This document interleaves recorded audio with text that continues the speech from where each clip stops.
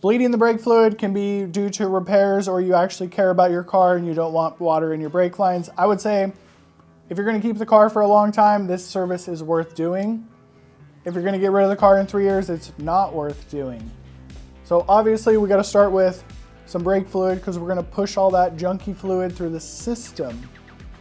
So this is a Harbor Freight fluid extractor. I kind of change a lot of fluid, so it's worth it for me to buy this. You don't actually need this. The easiest way to bleed the brakes is with your friend, and there's a million different ways to do this. Just think about bleeding brakes like wiping your ass. As long as you get all the bubbles off, all the shit, basically you did a good job. So I have a fluid extractor. Basically I bought this at Harbor Freight. And you don't need that. I just want you to think about bleeding brakes like wiping your ass. As long as you get the bubbles out of the system, you did it correctly. So I just read the repair manual, first time in my entire life as far as bleeding Toyota brakes, and it says to start from the farthest from the master cylinder like everybody knows, and then basically work up to the front.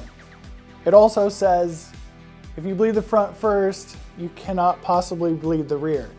Now I don't fully believe with engineer talk because I think you could bleed this in backwards, but we are going to follow the repair manual on this one. And there's actually one step at the end of bleeding all 4 points, all 4 wheels, we're supposed to do at the end, and I've personally never done. So quick note here, I did spray this down with quite a bit of PB Blaster and actually let it open.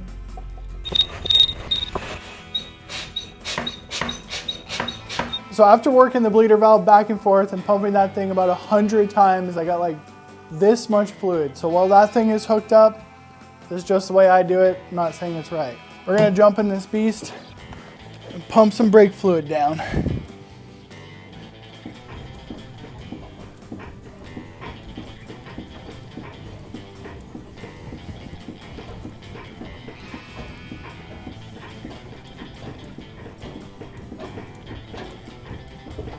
So I'm pretty confident that the rear right is completely bled.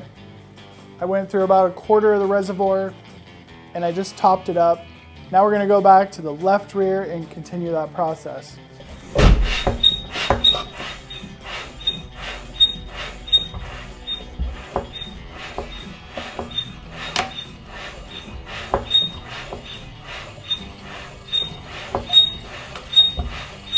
So you always wanna come up once you're pumping and double check your fluid levels looking good. So I'm going for about 1/4 of the actual reservoir per corner so I don't use too much brake fluid.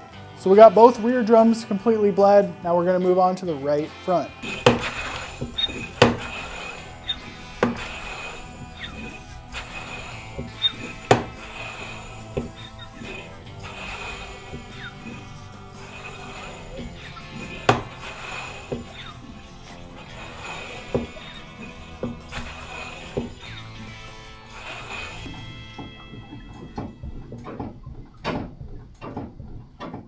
So even when I'm bleeding the front calipers with the fluid extractor, it's a pretty slow process.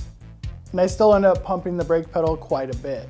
So now we're gonna do the last most important step that probably I've never personally done, but let's jump into it.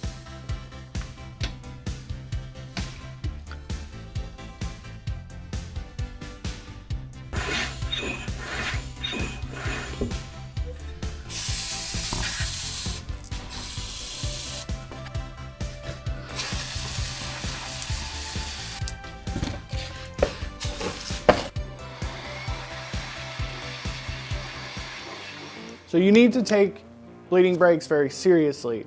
So what I do is spray down the bleeder valve super good, and then I use compressed air. Well, not compressed air because I'm in a home garage. Is a leaf blower, but unfortunately it's not very ventilated in here. And I bought chlorinated brake cleaner.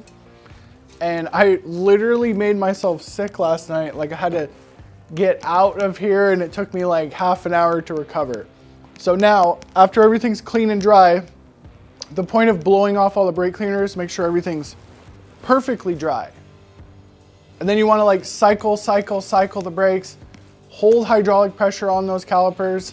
Ideally when the car's running, but it's in the garage, so that's not a possibility. And then we need to go to every corner and make sure we have absolutely no seepage. Zero brake fluid leakage is acceptable. This is a long series of videos restoring this classic 1997 third generation 4Runner. So if you want to see the entire build, click this playlist on your screen.